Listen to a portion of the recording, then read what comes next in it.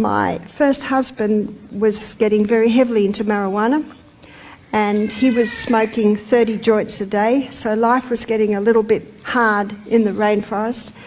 And one night he threatened me with a gun. It was a very, very scary night, and I realised that I had to go. So the next day, it was Sabbath morning, and we're all going to church. And I had it in my mind, because I was just awake most of the night, just terrified, planning my escape. So the next day, I thought, we're going to church, but I won't come home. So I said to my children, pack extra clothes for we'll go for a walk in the afternoon. And I packed lunch, as we always did, because we're an hour from church, way up in the hills behind Origo. And I put some oats and some soy milk and different things underneath lunch, because I thought, well, that'll be our breakfast the next day, and then I don't know what I'm going to do after that. And I know that the church has a hall, and it has a kitchen and a bathroom, so we could use that. And they have mattresses, so I'm sure we'll be able to do something like that. So I got up in the morning, and you know, with an alcoholic cycle, they can be screaming and threatening and all terrible one, but in the morning everything's all right. So in the morning everything was all right. And he said, what time are you coming home? I said, I don't know. He said, are you coming home? I said, no. He said, well, you're not going anywhere. And I thought, oh dear, I'll have to change this a bit. So I said, all right, I'll come home. And he knew I would not lie. But in the back of my mind, I thought, I'm a woman, you know, we can change our minds. So when we drove out that day, I had one last look at my roses, at my mountain home, because I knew I would not come back. In fact, when it got difficult, even a month before, I'd be thinking, the lettuces are about to be picked. Where will I find 7 beds? Where will I find a washing machine? And it's just overwhelming. And when a woman is having a hard time and she stays, I've heard people say, stupid woman, why doesn't she leave? You don't know. You're terrified. And you don't know how. You don't know how. And you think if you get out, they'll come after you. It's a terrifying thing. And so you stay. And then it gets really bad. And when it gets really bad, the lettuces and the roses fade into significance. It might sound silly, that's I suppose what I thought as a woman. And we left. And I knew that I would not come back, because I knew that I could not stay in the home, because he'd got a gun that night, and I'd heard him go to the billy where the bullets were kept. It was a terrifying night. But in the morning everything was all right. I got to church, and the little tiny church, I think 40 people, but not always 40 there. And the ladies came out, oh, how they loved us. When we started going to that church, it was instantly half full with all my children. And when I got out of the car, I just burst into tears. I'd hardly had any sleep. And the ladies said, what? And I told them. And the men said, let us go to the police. Please let us go to the police. I said, no, you're terrified, just terrified. No. And we went to church, and my children were there. My children were very quiet. I remember about a month before, a lady had come to me and she said, Barbara, what's happening in your home? She said, I look at the faces of your children and I think, what's happening in that home? Oh dear, you think it's all right. You think you try and make it all right, and oh, that just broke my heart. I wanted to think that they were protected, that it was all right. It wasn't until I left that I started to realise that how bad it was, really. And so when I said to the ladies, we'll just stay in the hall, and you're coming to our house. Do you know, that afternoon I had ladies, church members bring me money, slipping money to me, food, clothes. It's so nice to be part of that little church family. And we're having lunch, and Peter, he's 8.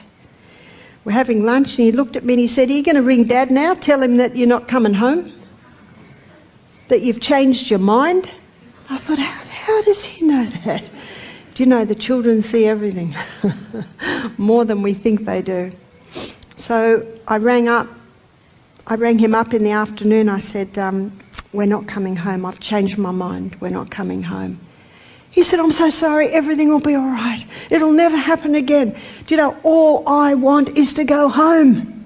That's all I want. It's my home. So hard, so hard. I said, no, we can't. We can't come home. That was so hard to do that because all I wanted is to go home. That was very, very hard. And we went to a lady's house, and my daughter thought she was a very wealthy lady because she had 40 pillows. She had places for all of us. Midweek, I found a house. Do you know, no one will rent a house to a woman with 6 children. I rang up a few places. How many children do you have? 6. How many? 6. 6. Oh, no.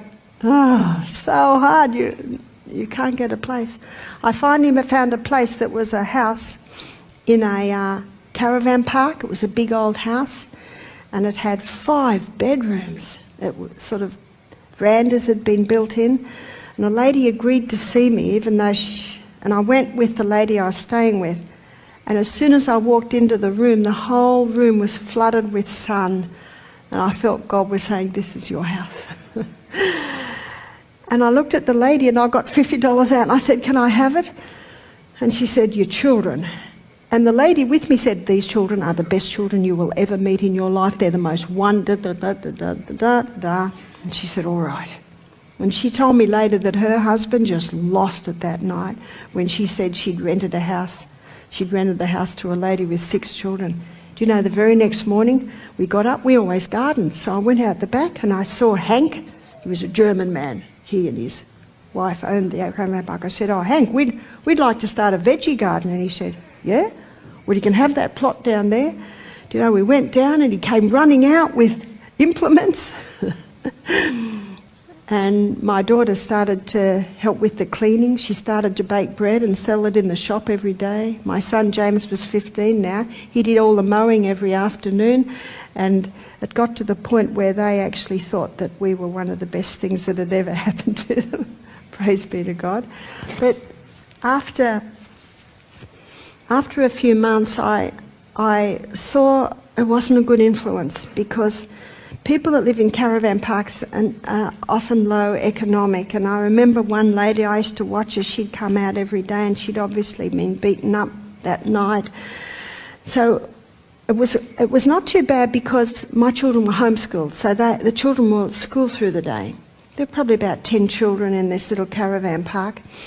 So what I would do is when the children came home from school, I would go outside and play with them. Because if I was there, it was a better tone. And there was cement outside where we lived, so we'd do skipping and we'd do handball. So every afternoon, I was 40. I went out and I played with the kids, and we played cricket and we played handball, because if I was there, it was a better tone.